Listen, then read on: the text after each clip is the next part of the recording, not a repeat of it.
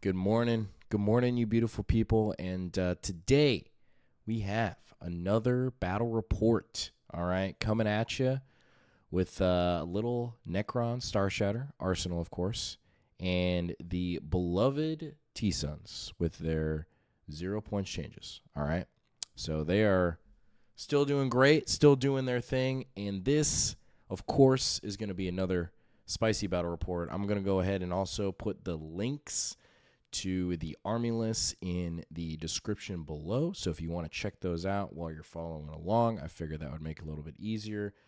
They're just in a paste bin. Let me know in the comments if there's maybe an easier way to look at lists, but that's like the easiest way that I could think of right now. That isn't too like time intensive. And then also appreciate y'all being here. Appreciate you watching. And hopefully you get to learn something new today. And just going to go over how this matchup went, things I learned, things I could have done better, things that went great, all that good stuff. And spoiler alert, Starshatter Arsenal is it's good. It's really good. Now, let's get into this game here. So we got Tipping Point, all right? We got Lichpin. If you don't know Lichpin, you get 5 points for midfield if you hold your home. And if you don't hold your home, then objectives are only worth 3 points, all right? And in this matchup, I think I genuinely wanted to go second, have him expose stuff. Similar to the Odari match you guys recently saw, he's got a couple big like hitting units with obviously Magnus, Middle Vortex Beast, but he doesn't have a lot of units. And so I'm definitely going to have more units than him, which is nice.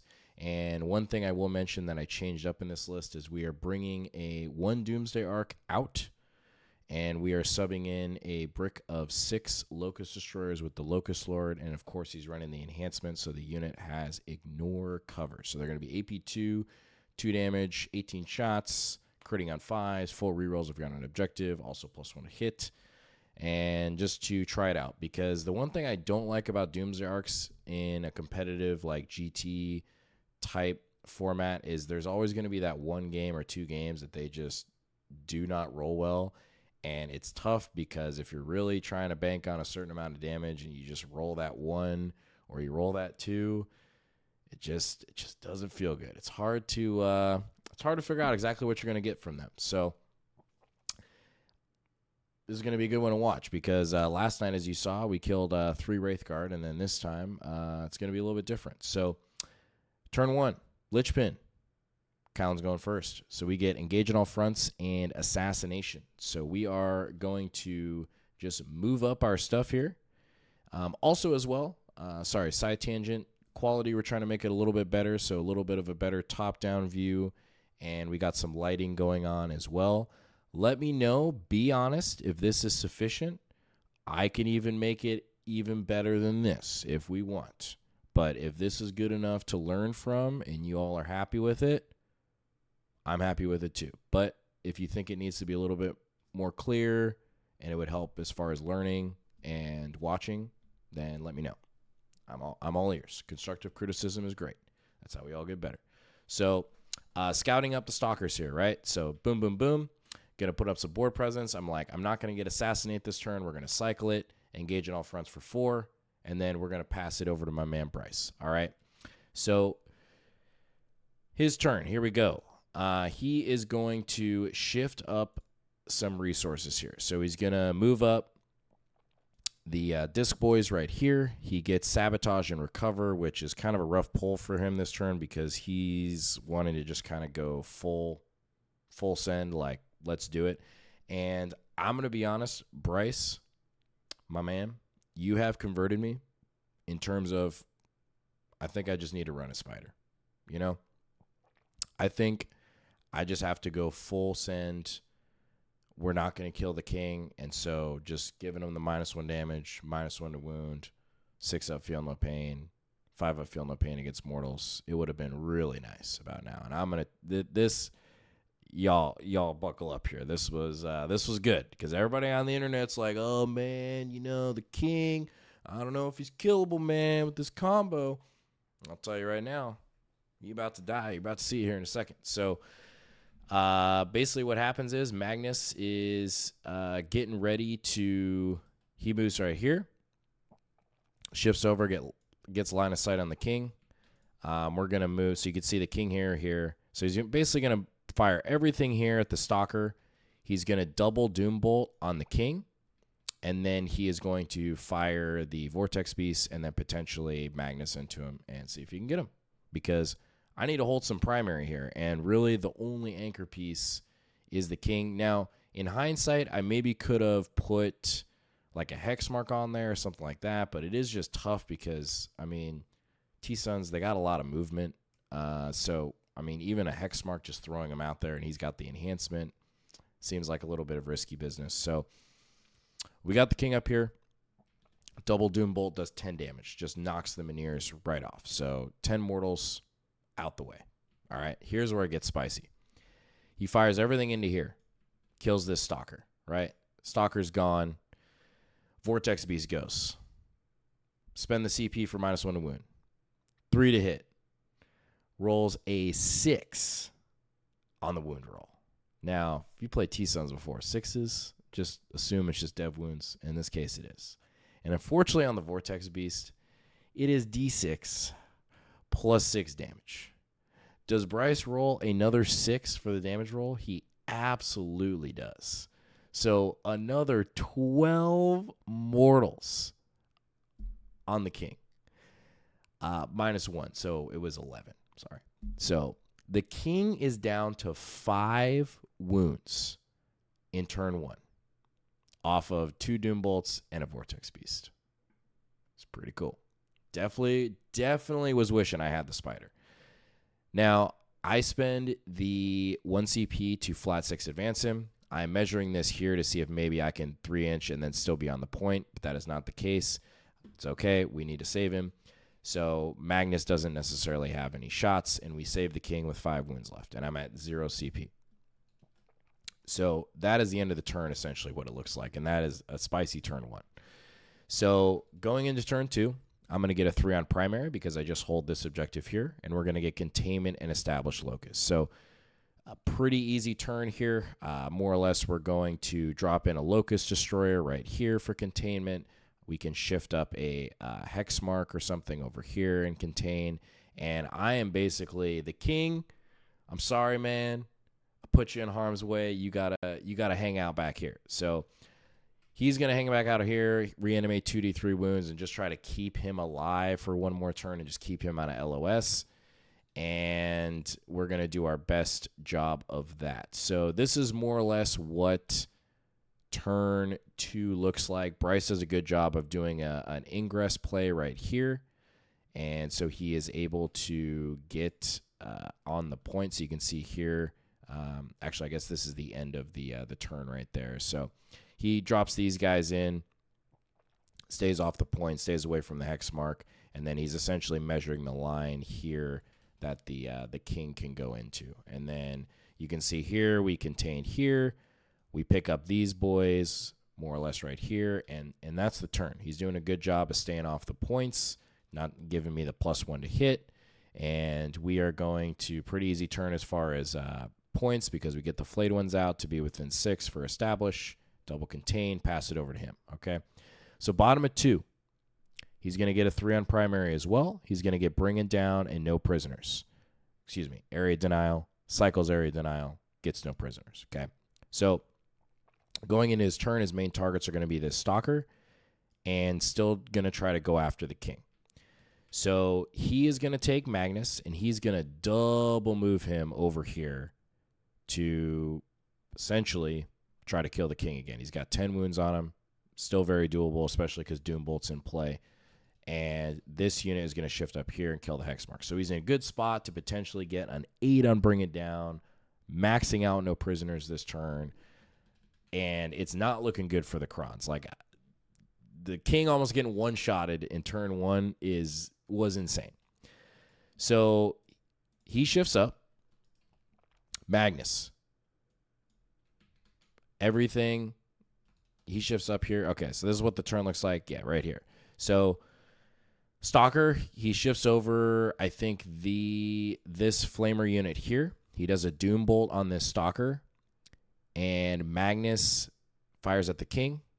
This unit shifts over here.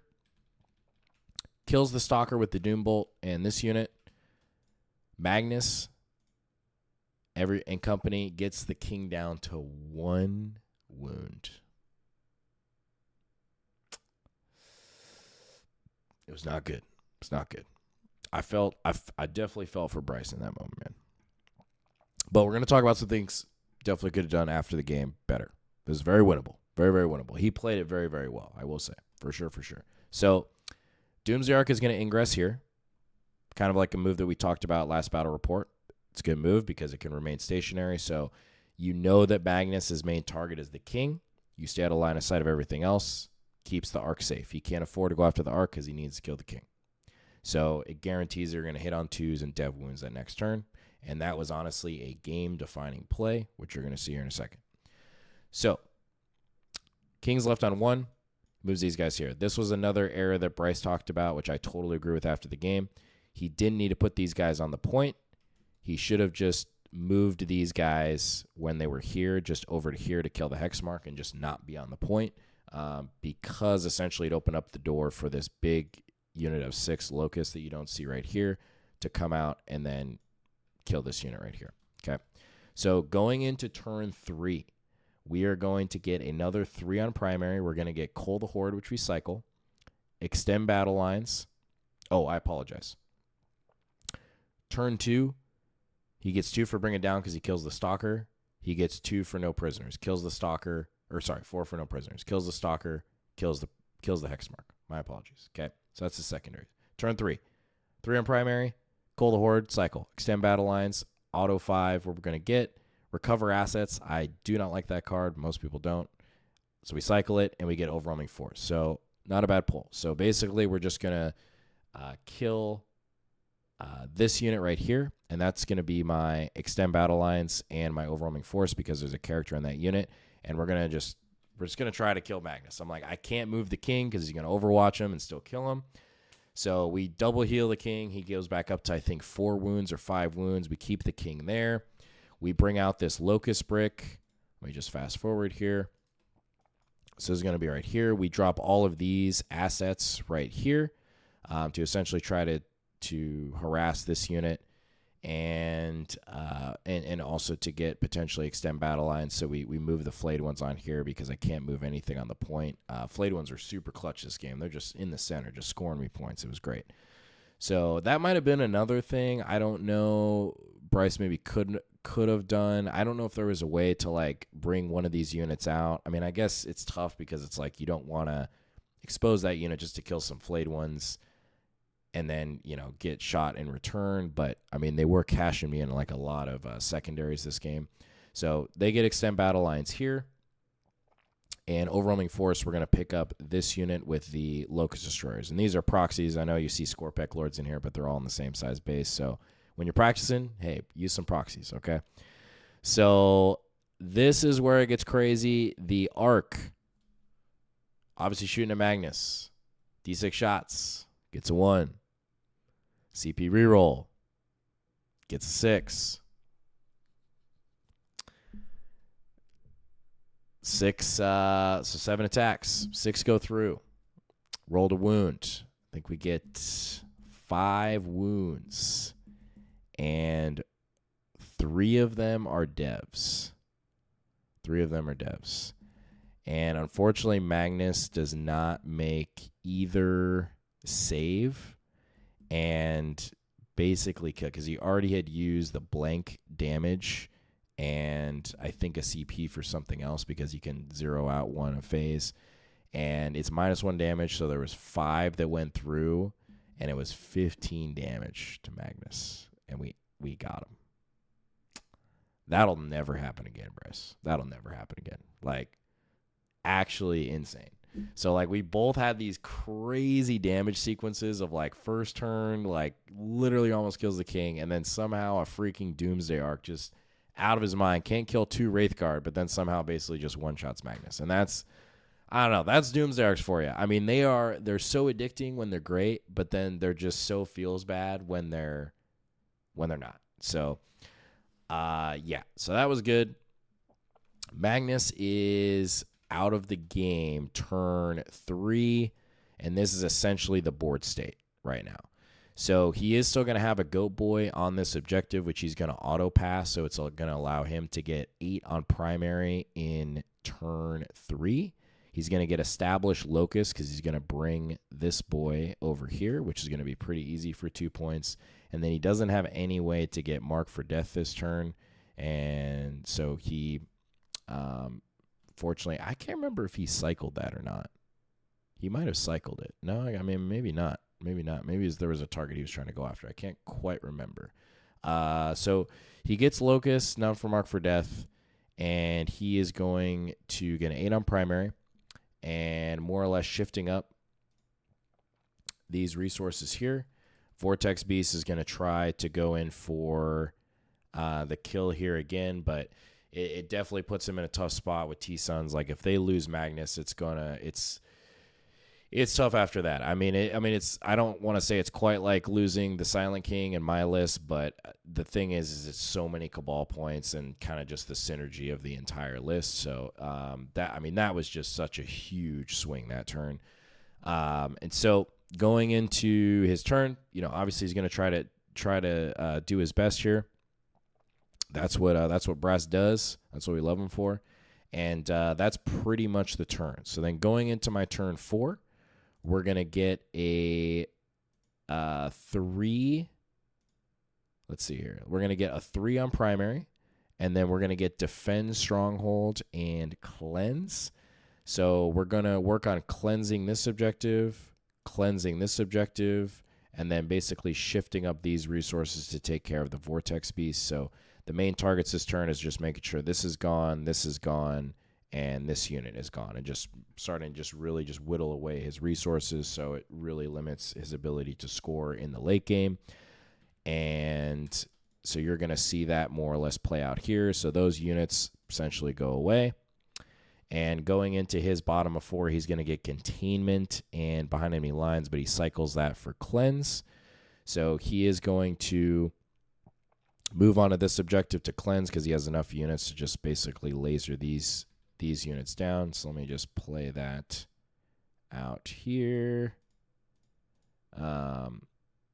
So yeah, you can see out here he picks up all this. He picks up mostly this and is able to cleanse. And then double contain with this unit here and this unit here. So pretty solid turn. So then going into my turn 5, I'm going to get an 8 on primary again. And that's pretty much it. I tried to put as much on these objectives as I could just to force him out and play the game with those other units. So then that way, at least in my turn 5, I can somewhat clean up those resources. Then it limits his scoring, or hopefully limits his scoring at the end of the game. And so essentially going into my turn, we work on picking up this unit, these units, and then call it a turn here. And we're looking at area denial and secure no man's land. So we just yeet up these 2 units, secure, area denial. And that is pretty much the game right there. And then he's going to score a 13 on primary at the end because he can definitely hold this one, and this one. Or this one of these 2. And then he's going to get storm, hostile, and defense. So good pull that last turn, and kept it still very close, 66-60. So excellent freaking game. I think the 2 biggest things that Bryce talked about is on this turn, sequencing with the king. When he was really going in for the kill, even though he almost killed him, is instead of doom bolting this stalker, you doom bolt here. You go for like the guarantee, because with shooting all the time, it's like even when you overcommit, it usually a lot of times is just not quite enough. And I feel like doom bolts are the insurance policy for T-Suns in terms of like it's your ultimate backup plan just to make sure like I am going to kill this target. Because at the end of the day, like the board state here, like yes, it's nice to kill this stalker, but it's way, way more important to make sure we kill this king. And so even if the stalker lives this turn, like, I mean, I'm not denying any point. I mean, the worst case, yeah, I get behind here. I kill maybe like 4 Marines with this guy. Way, way less potent or a problem than just killing him, especially when he's like almost dead. So I think that was the biggest error. and then this that he talked about here. So instead of putting these guys on the point, if you put them back here, now all of a sudden I can't kill that unit, and it denies my overwhelming force for the turn as well because I have really no targets to shoot at. So other than that, I think Bryce played extremely well. I just lucked out. Like, I just got lucky on this. And this is what we talk about, like, also, like, competitive teams sometimes with tournaments is, like, these kind of things sometimes just happen in games where that one Doomsday Arc has no business, like, killing Magnus like that. Like, that'll literally never happen again. But it's Warhammer. Sometimes it happens. You just can't get too, like, worked up around one way or another. And same thing with the King just getting, like, blazed. So I think if anything, this showed me that the Spider would definitely be just a nice thing to have in the list. I think it just synergizes well. It's still a good action monkey. You know, if they want to go after the Spider, they can. But, yeah, overall, list felt great. I'm going to have another one for you guys on Saturday against World Eaters, so be looking out for that. That is also a very good battle report. I mean, I'm a little biased because I'm the one making them, but they're just good games. That one's also very close. That was also actually a 6-point game. So I won't tell you who won or lost, but it was very close, and it was definitely a very meta list, and against local Joel, very, very good player, and excited to talk about that one as well because I think that is probably one of Starshatter's harder matchups is like any aggro type list that can get in your lines if you don't have enough screening pieces. And I think with the new tweaks to my list and with this Locust Destroyer unit and integrating in this Spider, it's really starting to feel, I think, in a much better place. I think we're getting really close to like a good final list that I think makes sense for me. So anyways, thank you all for hanging out. Appreciate you being here. And yeah, have a good day. Appreciate you.